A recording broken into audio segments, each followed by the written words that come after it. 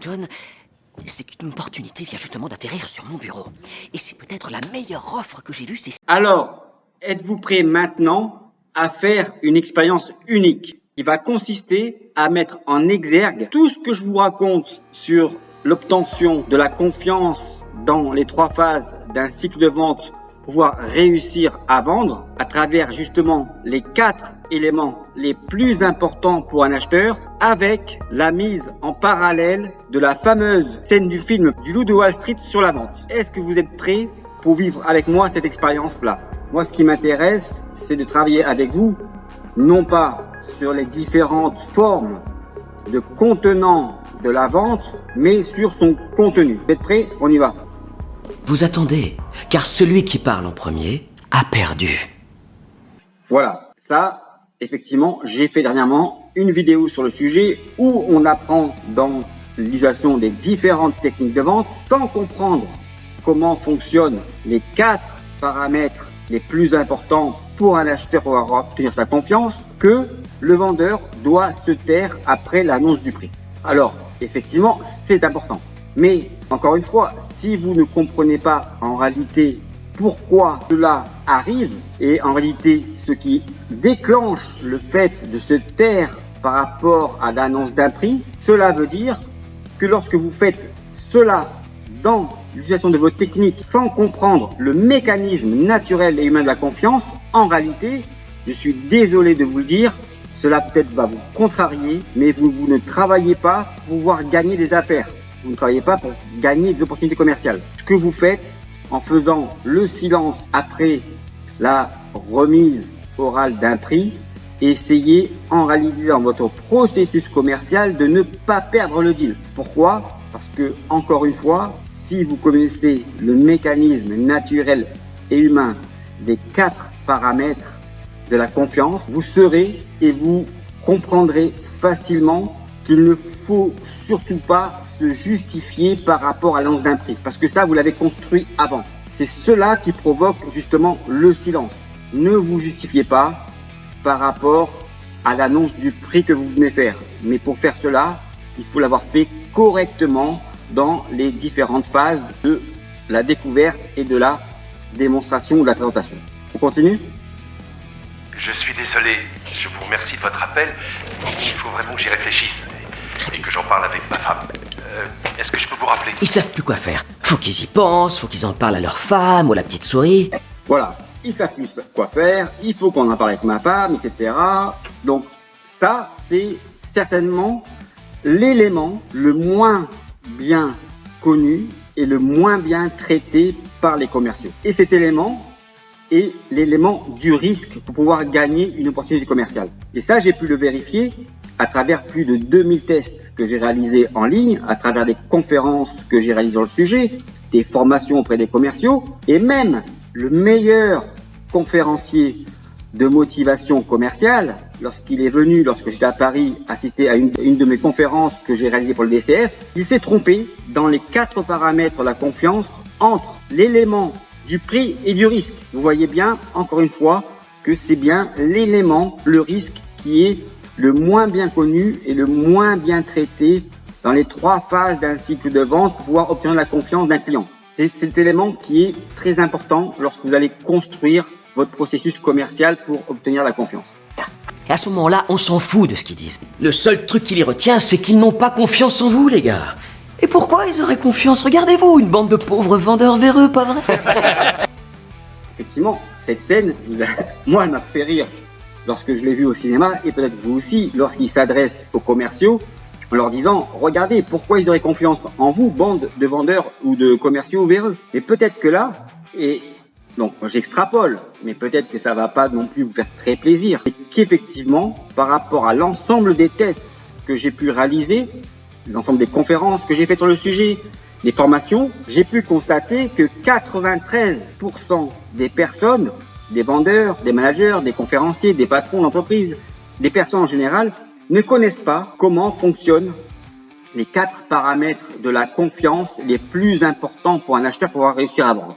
Et donc, quand vous ne savez pas comment fonctionnent les 4 paramètres les plus importants, vous pensez que pour pouvoir réussir à vendre, il faut mentir, bidouiller, tricher pour pouvoir obtenir la confiance de vos clients. On continue?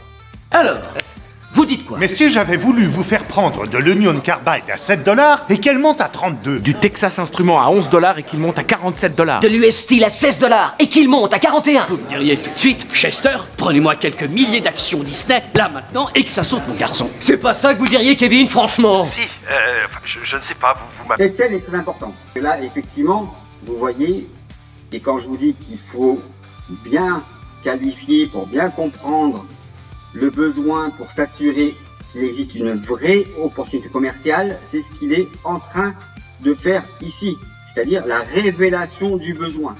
Et la révélation du besoin est de comprendre non pas les attentes fonctionnelles ou techniques du produit que vous cherchez à vendre, parce que là, effectivement, il a raison, on s'en fiche. Ce qui est important, c'est de comprendre en réalité l'écart qu'il y a entre le moment présent et le futur. Et c'est cet écart-là qui va générer la vraie opportunité ou une vraie opportunité commerciale pour pouvoir réussir à vendre. Il ne faut pas confondre la compréhension et la révélation des besoins et les attentes. Ce sont deux choses différentes. S'il y a un écart de situation entre le moment présent et le futur, c'est-à-dire si les actions montent, effectivement, il y a une vraie opportunité commerciale pour pouvoir réussir à vendre le produit en question. Là, comme ça, je ne vous connais pas. Je suis bien d'accord avec vous. Vous ne me connaissez On pas peut et moi prendre un non plus. moment pour se présenter. Je m'appelle Holden Kopferder. Robbie Feinberg. Chester Mig. Je suis le vice-président de Stratton Oakmont. Et je vais très vite me placer comme le Premier des courtiers de ma boîte l'an On prochain. n'arrive pas à ce niveau en perdant de Oui, l'argent, bien sûr, je Stanley. comprends parfaitement, je vous remercie. Vous avez l'air d'être quelqu'un de très sincère. Donc, dans cette scène, effectivement, plusieurs choses. La première chose, vous ne connaissez pas, donc il essaie de le rassurer à travers une certaine forme de normalité, en réalité, qui crée l'empathie et la sympathie. Et ce qui est assez fort là-dedans, c'est qu'il ne cherche pas à vendre le produit ou le service. Il explique l'objectif que le vendeur cherche en le contactant. C'est-à-dire de devenir le meilleur, le numéro 1 dans sa boîte.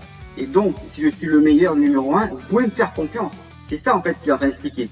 Donc, en fait, il explique la motivation de l'appel pour pouvoir générer une écoute importante afin de dérouler tout son argumentaire pour pouvoir vendre un produit ou un service.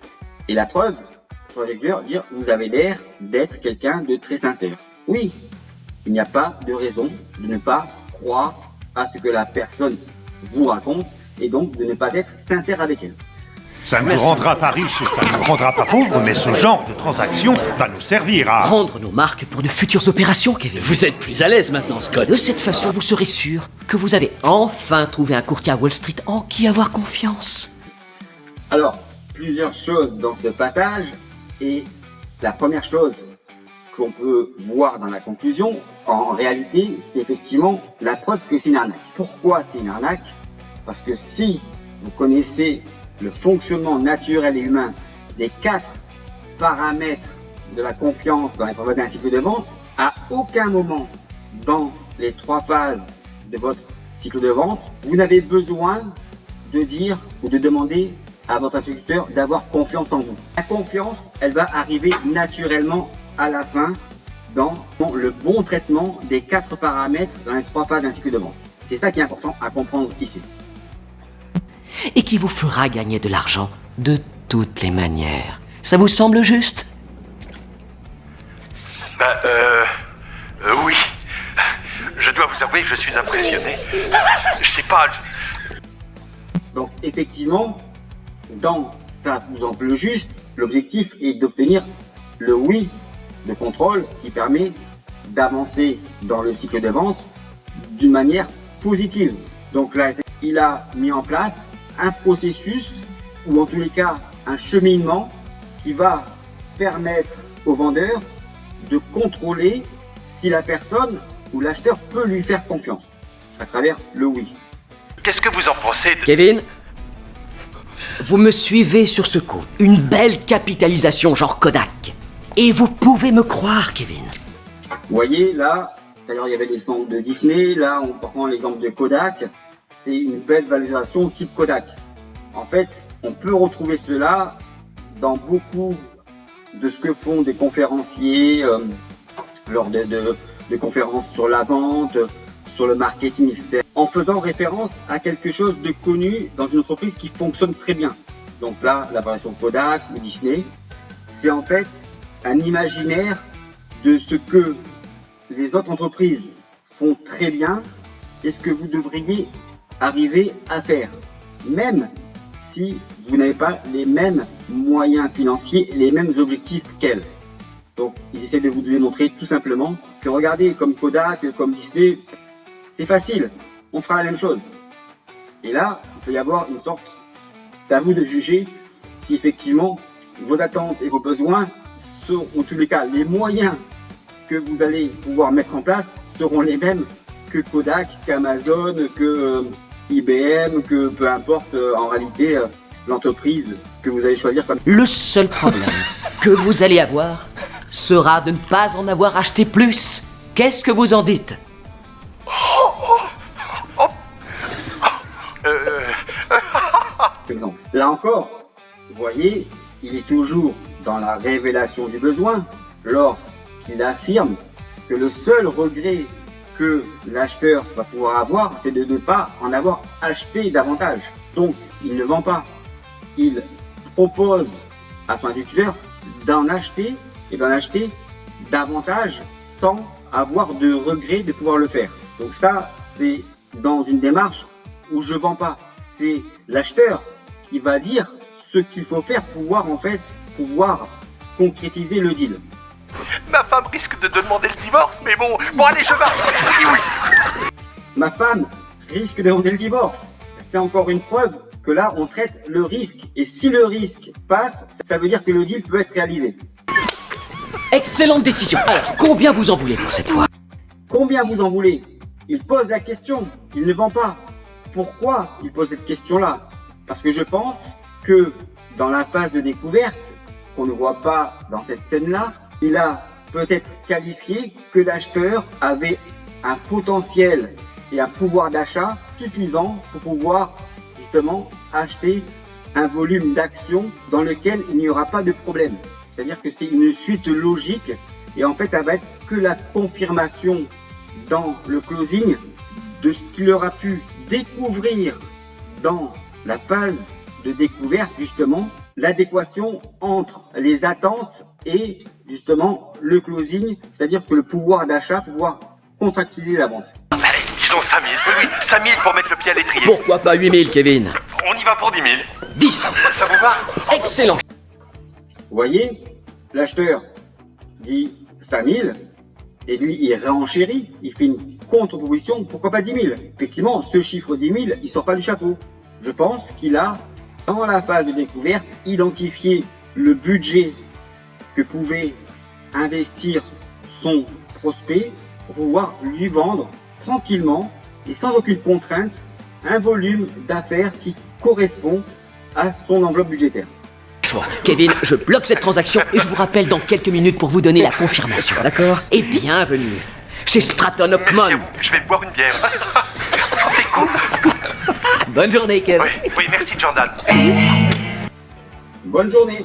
Alors maintenant, vous voyez dans cette conclusion, c'est exactement tout ce que je vous raconte sur l'obtention de la confiance lorsque je vous dis que justement, lorsque vous construisez correctement à travers les 4 paramètres les plus importants pour pouvoir obtenir la confiance, que le seul moyen de remercier correctement un client, c'est de le remercier pour la confiance qu'il vous accorde. Et là, vous voyez bien que dans la scène, il ne dit pas « merci pour votre confiance ». Pourquoi? Parce qu'il sait que c'est une arnaque. Quel abruti celui-là. Et quand j'entends des conférenciers, des formateurs sur la vente qui vont vous expliquer peut-être qu'il ne faut pas dire à la fin « merci pour la confiance que vous m'accordez », parce que c'est justement si vous arrivez à la vente, c'est parce que votre acheteur vous accorde la confiance. Et qu'ils vous disent qu'il ne faut pas dire cela, je pense que ces personnes-là ne connaissent pas le mécanisme, encore une fois, naturel et humain de la confiance pour avoir gagné un deal. Et c'est très important ça, c'est très important. Parce que effectivement, dire à la fin merci pour votre confiance est le meilleur moyen de remercier le plus simplement et avec le plus de respect possible votre interlocuteur pour la confiance qu'il vous accorde. En tous les cas, j'espère que cette vidéo vous aura plu. Sur effectivement le fonctionnement de la confiance est juste et il fonctionne du début jusqu'à la fin, d'accord, de cette séance, de cette scène qui est effectivement une arnaque commerciale, mais le mécanisme qui permet d'obtenir la confiance, lui, fonctionne bien. Voilà ce qu'on va faire.